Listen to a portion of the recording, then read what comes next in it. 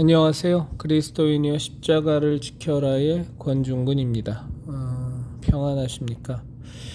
예수님의 평안이 여러분과 여러분의 가족분들에게 또 저와 저희 가족에게 온전히 임하기를 진심으로 바랍니다.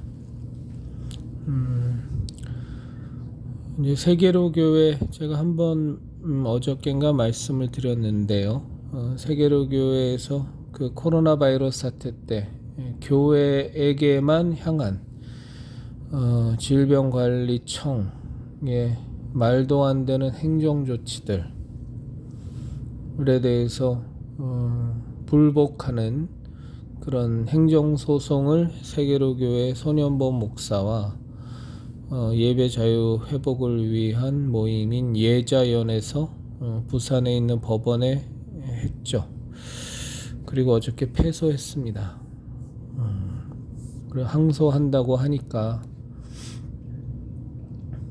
어떤 결과가 나올지 우리는 기도하고 승리하는 결과가 나오기를 바라면서 매일같이 우리 같이 기도해야 되겠습니다.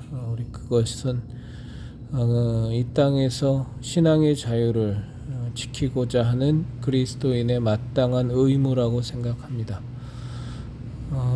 예배에 대해서 지금처럼 정부가 감나라 대추나라 할 수 없습니다. 그건 분명합니다. 그리고 감히 하나님께 드리는 예배에 대해서 우리 신앙의 자유에 대해서 인원수를 제한할 수도 없습니다. 그건 있을 수가 없는 얘기입니다. 어떤 상황이 벌어질지라도 용납할 수 없습니다. 간격을 지켜라, 마스크를 써라, 할 수 있겠지만,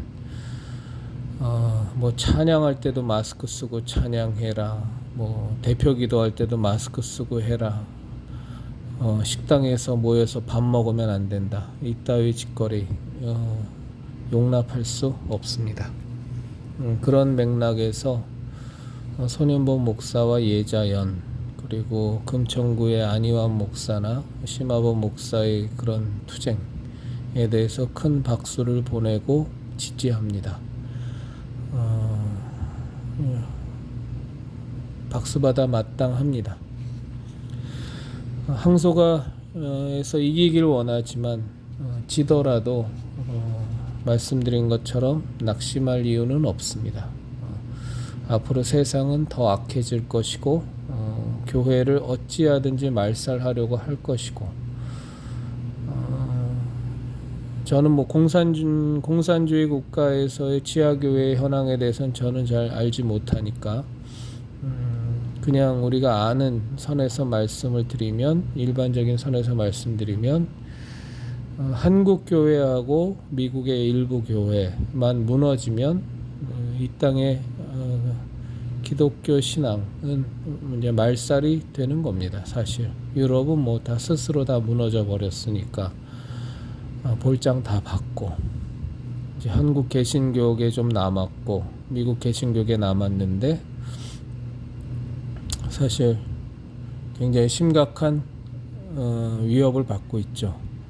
차별금지법서부터 건강가정기본법서부터 난리도 아닙니다. 이제 차별금지법을 평등법이란 이름으로 또 간교하게 이름만 바꿔서 또 진행하려고 하고 있고, 이재명이가 수기를 거쳐야 된다고 얘기는 했지만 어차피 사단의 세력은 공산주의라는 것, 좌파라는 것들을 앞세운 사단의 전략은 어차피 교회 말살이니까, 그리고 말세의 때에 예수님을 믿는 신앙의 위협이 점점 더 가중되는 것은 그건 이미 예수님이 말씀하신 약속의 말씀이 있기 때문에 그건 우리가 각오해야 합니다.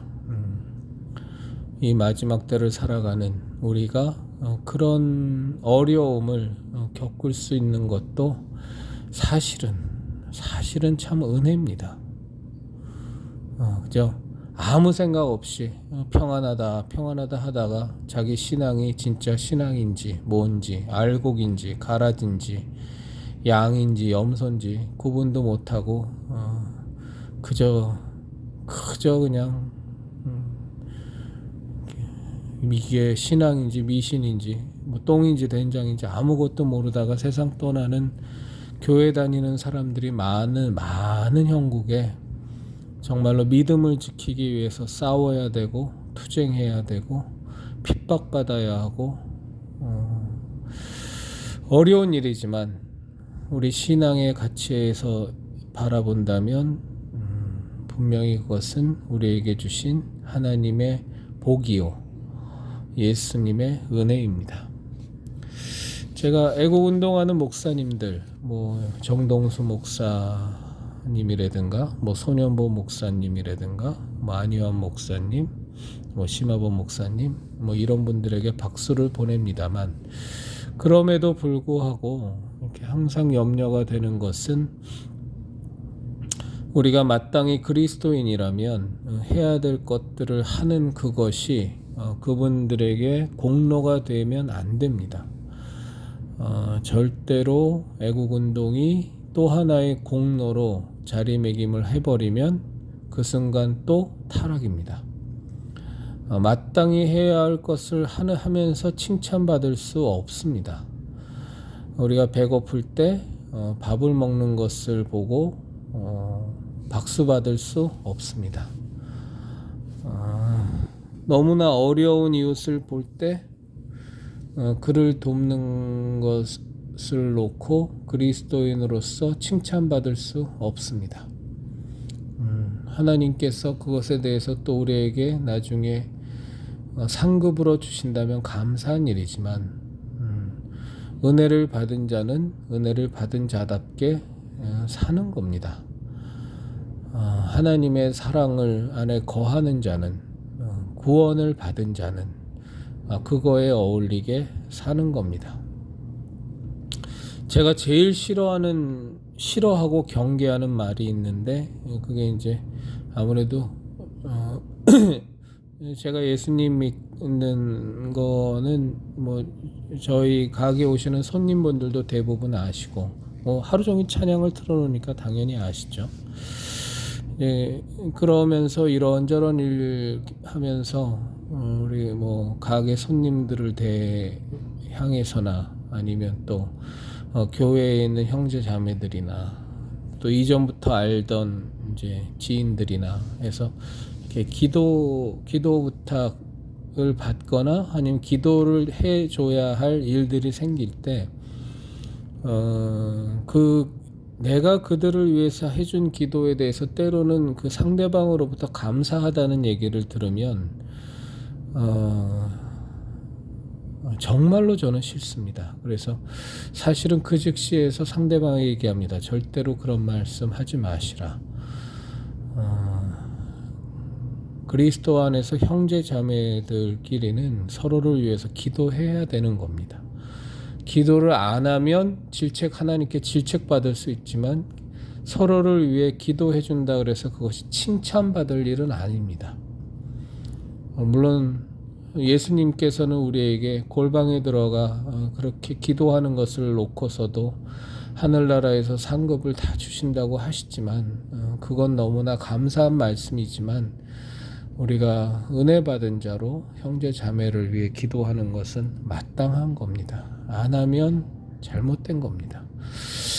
언제부터인가 우리 그리스도인들이 왼손이 하는 일을 오른손이 모르게 하라 라고 하신 하나님의 말씀, 그거는 정말로 우리가 하늘나라에서 받는 상급을 놓치지 말라는 예수님의 정말 배려의 말씀입니다. 우리가 조그만한 거 했다고 그것 때문에 칭찬받고 그것 때문에 높임받고 그것 때문에 명예 얻고 그래서 이 세상에서 다 까먹고 하늘나라 가니까 넌 이미 세상에서 다 누리고 왔잖아. 이 얘기 들어버리면 참 그것처럼 안타까운 일이 어디 있습니까? 그렇죠? 그래서 이 하나님이 우리에게 상급을 주시는 건 너무 감사하고 우린 또 그 상급을 바라고 열심히 더 신앙생활을 해야 되지만 이렇게 자꾸 남한테 칭찬 듣는 것이 좋은 것 아닙니다. 그리고 남한테 자꾸 칭찬 받으려고 하는 것도 참 문제가 많은 겁니다. 이렇게 목사들은 설교하고 나서 예배 끝나고 나면 성도들이 나가면서 목사님 오늘 설교 은혜 받았어요. 자꾸 이따위 얘기하는데 성도님들 제발 좀 그런 말 좀 하지 마세요. 그리고 목사들은 그런 말 자꾸 즐기면 안 됩니다. 그럼 목사가 설교 제대로 해야지. 그거 못하면 뭐에다 갖다 쓰겠습니까? 그것마저도 안 하면. 그러니까 목사들은 자꾸 성도들한테 교인들한테 칭찬받으려 하지 말고 또 교인들은 목사 자꾸 쓸데없이 칭찬하고 높이지 마십시오. 그래서 다 버릇 나빠지고 다 망가뜨리고 다 타락시키는 게 때로는이 아니라 정말 많은 부분에 있어서 교인들 잘못입니다.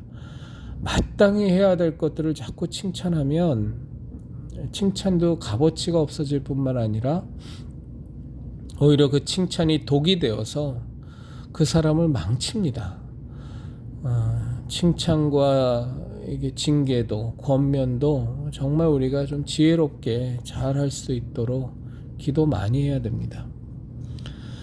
아까 말씀드렸지만 애국운동, 이 시대는 애국운동과 신앙운동이 구분이 될 수 있는 시대가 아닙니다. 지금 문재인 좌파 독재 정권 맞아서 또 전 세계가 지금 미국의 바이든 행정부 들어온 것도 마찬가지입니다만 전 세계가 지금 다 작용화된 흐름 속에서 소위 말해서 그 PC, 그 Political Correctness, 정치적 옳음이라는 명제 속에서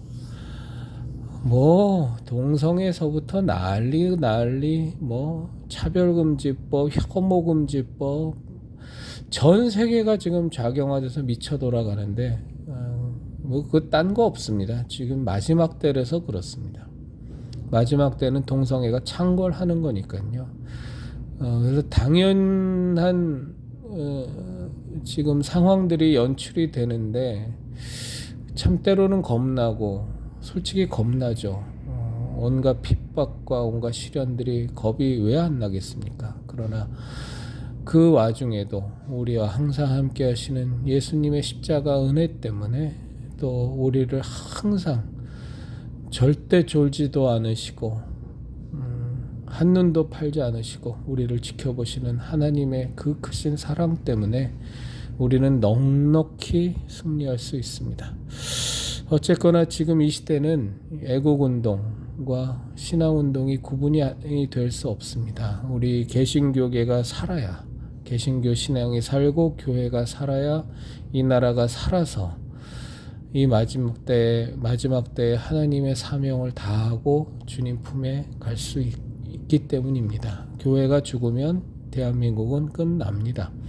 미국의 교회가 죽으니까 미국이 다 저 모양 저 꼴이 나고 유럽의 교회가 죽으니까 유럽이 절단 났던 것처럼 그건 공동 운명체이기 때문에 그래서 애국운동과 우리 신앙 회복운동이 결코 나눠질 수 없지만 정말로 부탁드리는 것은 애국운동을 하는 목사들 절대 그 애국운동이 당신들의 공로가 되면 큰일입니다. 이건 우리 열심히 지금 애국운동하는 그리스도인들한테도 똑같습니다. 광화문 나가서 태극기 흔든다고 문재인 정권과 맞서서 여러 수고와 노력한다고 차별금지법 막겠다고 국회에 가서 또 길거리에서 시위하면서 노력하신다고 또 동성애 퀴어 축제 막기 위해서 또 에이즈와 관련된 그 확산 막기 위해서 또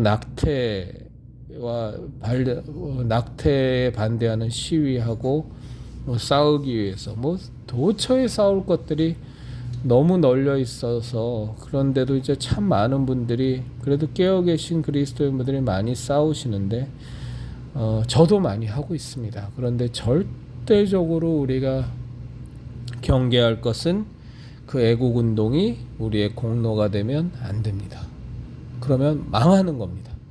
그러면 어느 순간 돌이켜보면 우리는 타락해 있을 겁니다. 그게 공로가 되면 새벽 기도 많이 하는 게 공로가 돼서 타락하는 것처럼 헌금 많이 하는 게 공로가 돼서 타락하는 것처럼 교회에서 봉사 많이 하는 게 공로가 돼서 망가지는 것처럼 애국운동도 똑같습니다.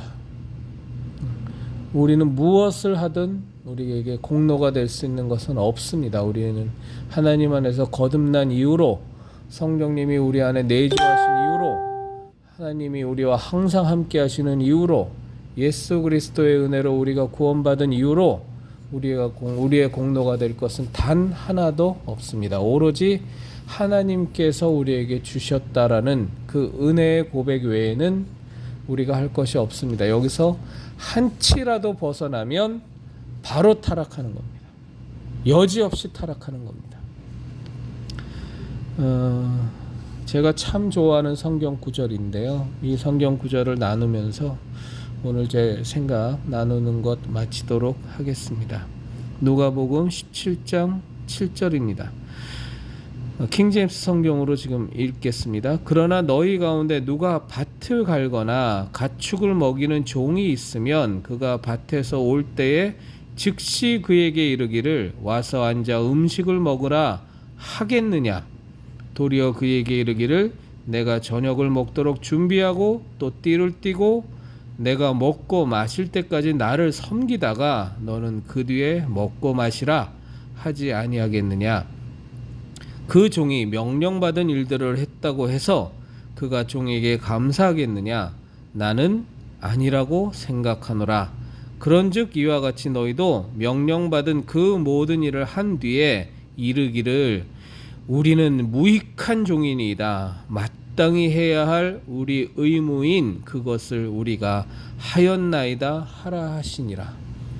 이 누가복음 17장 7절에서 10절의 말씀을 여러분과 제가 그리고 이 땅의 목사들이 이 땅에 주님 일 좀 한다고 하는 사람들이 정말로 매일같이 곱씹으면서 우리의 신앙으로 내면화시키고 체질화시키고 날마다 이 말씀을 주장하면서 살면 우리는 절대로 타락 안 할 수 있습니다. 그리스도인 여러분, 이 누가복음 17장 7절에서 10절의 말씀을 우리가 꽉 붙들고 우리 예수님이 이 땅에 세우신 교회, 예수님이 핏값으로 세우신 이 교회, 우리의 신앙, 우리 십자가 신앙을 지켜내십시다. 그리스도인 여러분, 십자가를 지키십시다.